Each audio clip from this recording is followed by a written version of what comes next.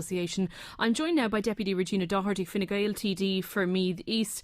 Deputy Doherty, you've been listening to what Cora Higgins has had to say.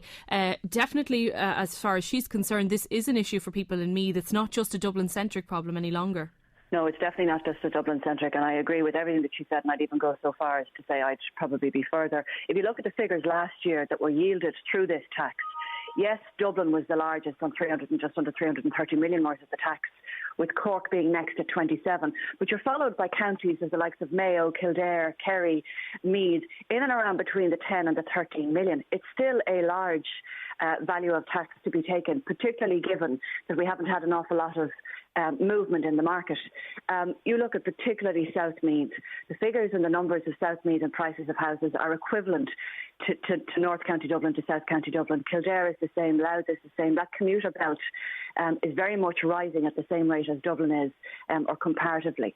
And I think the legislation, the statutory requirements need to reflect the moving times in society. So when this threshold was changed in 2009 from 524,000 down to 225, houses and the prices of houses were on the floor, and it probably didn't attract very much revenue for the state and very much hardship for people who had to pay those taxes, given that there probably wasn't, people weren't meeting the thresholds. They're definitely meeting the thresholds now. And this isn't supposed to be a catch-all tax, the same way as PAYE or USC is. This is supposed to be reflective of family homes passing from parents to children, and within reasonable terms, that transaction being able to happen without costing money to the people who are receiving the family home, be it one child or a number of children. That's not happening today because house prices are rising, and we need to change these thresholds to reflect those rising house prices. But also the second anomaly is that apart from property, at the moment, families can contribute 30,000 to each other members. So a father can give, a parent can give to their children, a brother can give to a sister.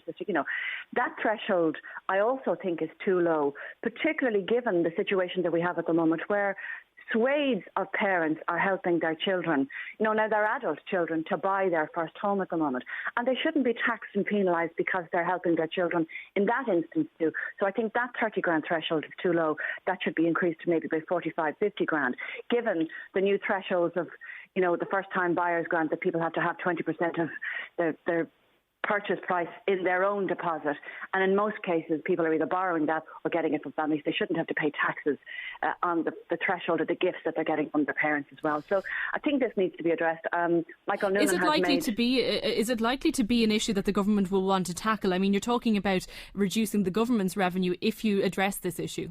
While it may be unpopular with voters, the government nonetheless gets a revenue from this. Yeah, the revenue is relatively small. When you add up every single county, you're probably getting less, than maybe 500 million. So it's relatively small in the grander scheme of things. But it is causing pain to people where there shouldn't, and there isn't and wasn't ever an intention to cause people financial taxation pain. So it needs to be addressed because the times are changing and the property values are changing. Electorally, this has only ever come up in the doors maybe twice, 3 times with me. So it isn't a burning issue, but it's unfair and it needs to be addressed. And I know from discussions that we've had with Michael Noonan, particularly some of the Dublin-centric TDs, because obviously their values of house prices are going up at a quicker rate than the rest of the country are. He's made noises to say that he does appreciate that it probably is, the thresholds are too low, and that he would like to fix it in this year's budget, and I think that will be very welcome. Do you think this is just a middle-class issue? Is it a class issue? I don't think so, because death and taxes, unfortunately, with respect, parents pass away and properties and family homes pass down to the people in the family. That happens to all of us. We're all going in the same direction.